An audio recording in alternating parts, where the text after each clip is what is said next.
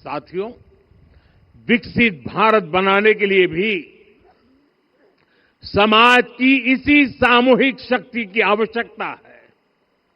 मुझे बहुत खुशी है कि राम मंदिर का दिव्य प्रांगण भारत के सामूहिक सामर्थ्य की भी चेतना स्थली बन रहा है। यहां 7 मंदिर बने हैं। यहां माता शबरी का मंदिर बना है, जो जनजातीय समाज के प्रेम भाव और आतिथ्य परंपरा की प्रतिमूर्ति है। यहां निषादराज का मंदिर बना है।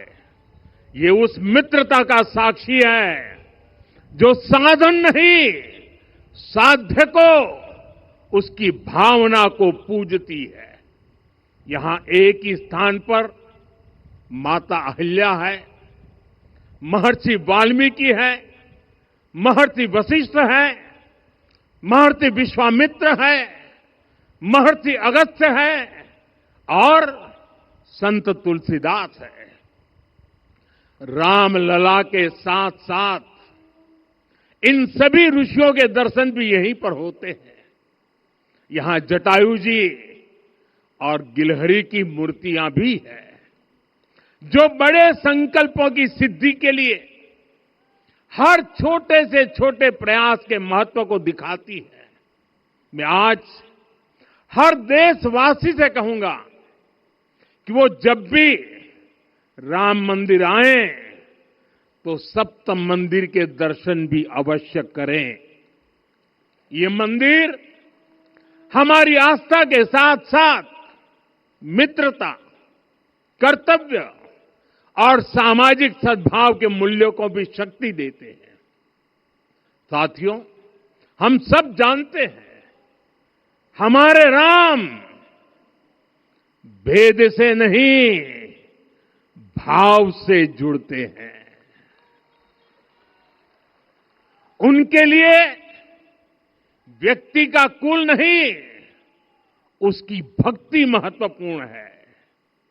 उन्हें वंश नहीं, मूल्य प्रिय है। उन्हें शक्ति नहीं, सहयोग महान लगता है।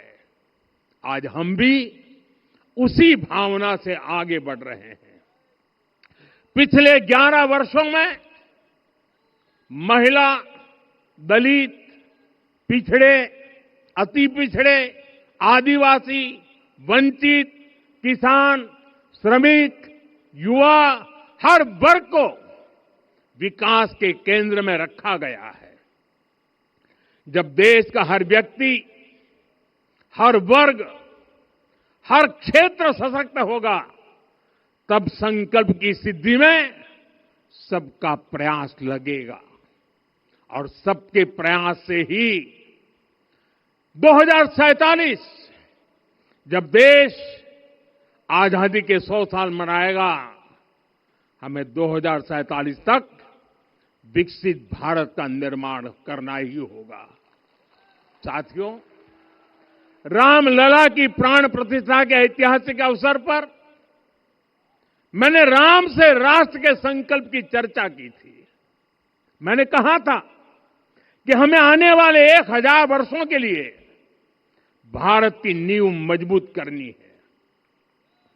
हमें याद रखना है, जो सिर्फ वर्तमान का सोचते हैं, वो आने वाली पीढ़ियों के साथ अन्याय करते हैं। हमें वर्तमान के साथ साथ भावी पीढ़ियों के बारे में भी सोचना है, क्योंकि हम जब नहीं थे, ये देश तब भी था। जब हम नहीं रहेंगे, ये देश तब भी रहेगा। हम एक जीवंत समाज है। हमें दूरदृष्टि के साथ ही काम करना होगा। हमें आने वाले दशकों, आने वाली सदियों को ध्यान में रखना ही होगा। और साथियों, इसके लिए भी हमें प्रभु राम से सीखना होगा। हमें उनके व्यक्तित्व को समझना होगा। हमें उनके व्यवहार को आत्मसात करना होगा। हमें याद रखना होगा, राम यानी आदर्श, राम यानी मर्यादा, राम यानी जीवन का सर्वोच्च चरित्र, राम यानी सत्य और पराक्रम का संगम।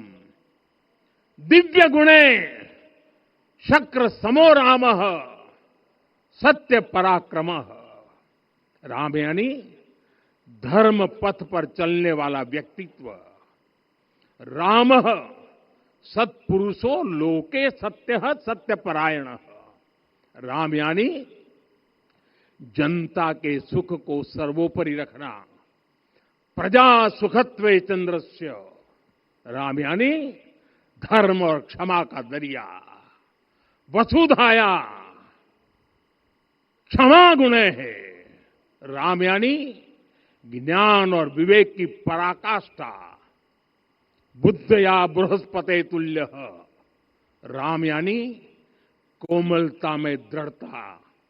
मृदु पूर्वज भाषते। राम यानी कृतज्ञता का सर्वोच्च उदाहरण। कदाचन नोपकारेण कृति नैकेन तुष्यति। राम यानी श्रेष्ठ संगति का चयन। शीला वृद्धे ज्ञान वृद्धे वयो वृद्धे च सज्जनै। राम यानी विनम्रता में महाबल। वीर्यवान च वीर्येण महता स्वेन विस्मितः। राम यानी सत्य का अडिग संकल्प।